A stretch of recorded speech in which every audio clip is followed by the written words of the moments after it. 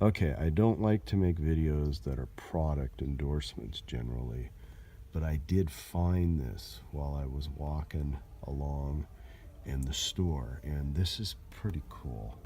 It's actually the Star Wars Topps Classic sticker book. It's got it's recreates of the actual Star Wars cards that I treasured as a kid in the 70s when Star Wars came out. They're in a book form. They're still, I mean, they're exact remakes. And back in the 70s, of course, they were in sections. They weren't all hooked together like this. But yeah, you got to remember, back in the 70s, when we saw a movie in a theater, that was all we had. There were no VCRs, no internet, no cell phones, nothing. That was the only way you could see the film and the only time you could see the film. You might get a second chance when they showed the movie on television, but they would chop out anything controversial and you'd have commercials, and it wasn't the same.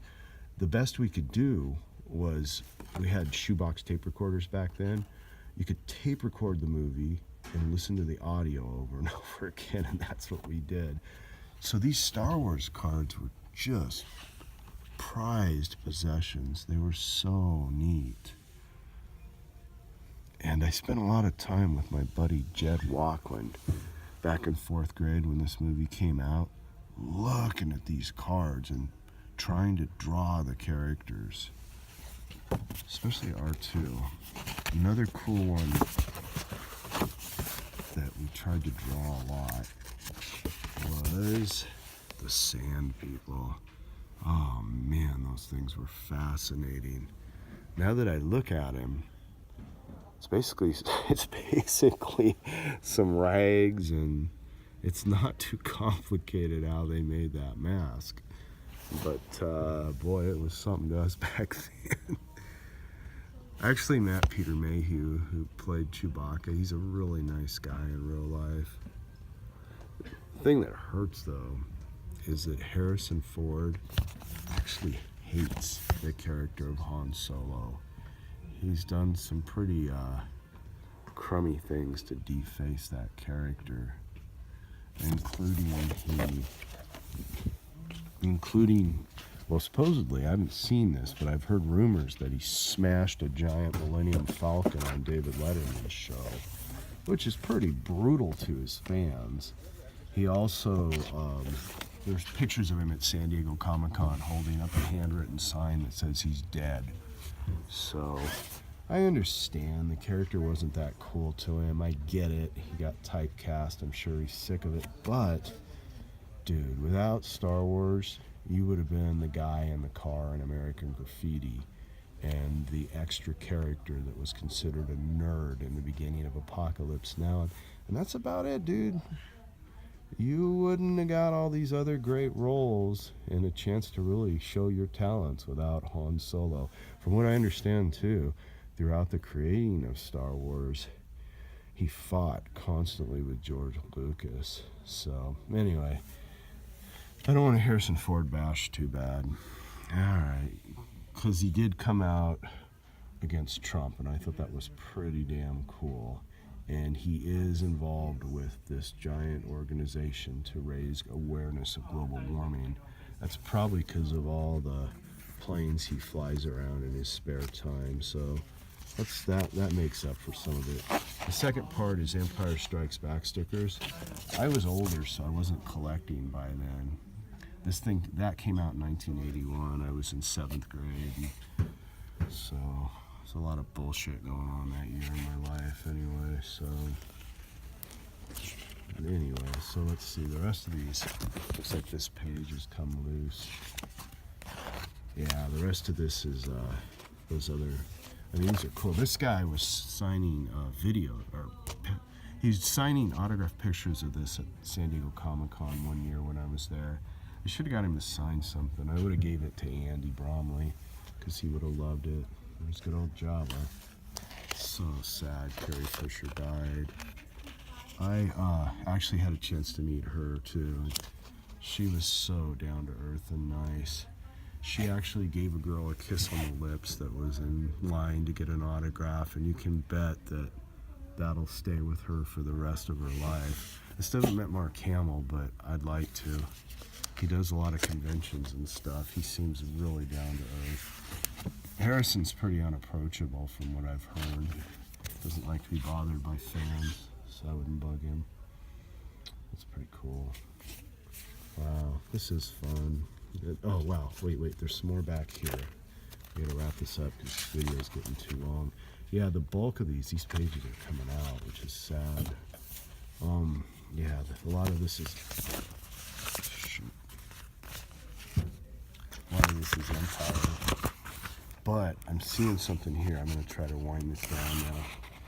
As I flip back a little bit, out here. Let's see. Okay, here's a couple more. Okay, now if you look at this, this is one of the Star Wars cards that I had as a kid that were hard to get.